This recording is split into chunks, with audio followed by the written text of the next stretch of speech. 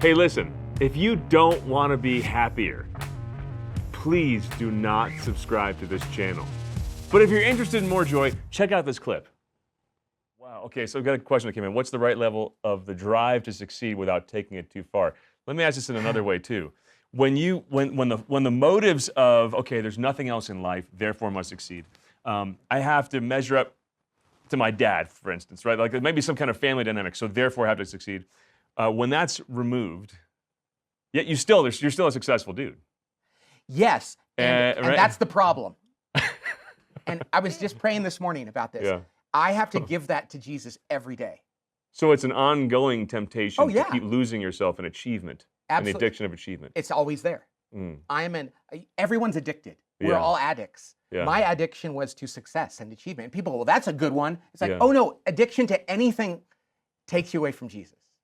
And so every day I have to go, because people go, well, you're really successful. And I will say to them, yeah, praise God. He's using me. He gave me gifts. And I get to use it. Well, yeah, I'm glad you give thanks to God. But they'll say this. It's like the devil's right behind him going, but come on, some of it's you.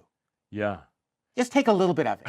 Isn't that amazing? They do that all the time. And they're like, I know, Pat, but can't you receive some of it? And it's like, oh no, I'm receiving it and giving it right to him because it's all his. Well, that was Moses' big sin. The reason he didn't get to the promised land where the people were thirsty. He's like, do you want me to give you water? He takes the staff. He's like, I'll do it. And the Lord's like, no, dummy, that was always me. Right. It was me gifting you, and that's not where you get your dignity from. I love in the Gospels where Jesus tells his apostles, go and drive out demons, but don't rejoice that you can, drink poison and not die. Rejoice that your name's written in heaven. Right. That you're a child of the Father. And this whole idea of, and I love the question, is you can't serve both God and mammon. And what that means is you can't keep any of that pride.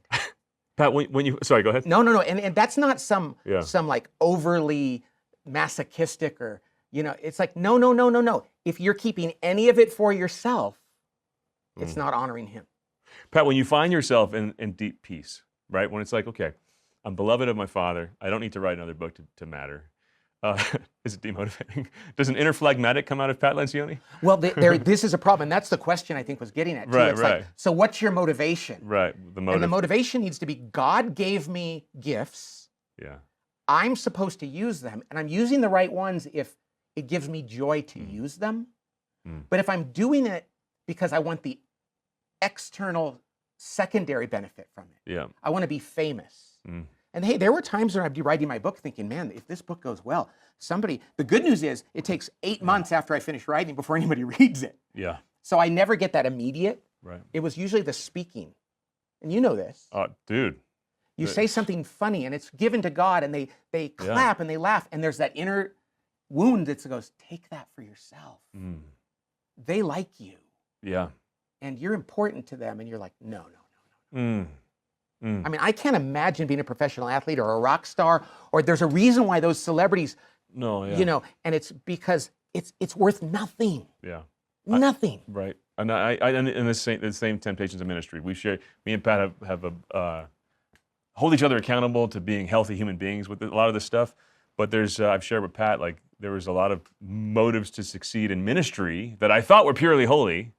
And then the Lord, when COVID came, it was like, you're not speaking live and getting that instant gratification hit every week of seeing like, you making this impact. And then it was like, the fact that I needed it to feel normal was like, whoa, what kind of emotional burden am I bearing? Right. See, the thing is, I think some of these false motives mix with good.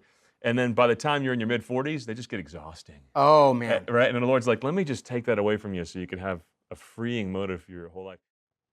Man, wasn't that great? Listen, if you don't want to be happy, be sure not to subscribe. But if you want a more joyful life, the kind of life that God created you for, the kind of life Jesus promised when he said, I came to give you life to the full, then make sure you hit subscribe and share this channel with everybody you know.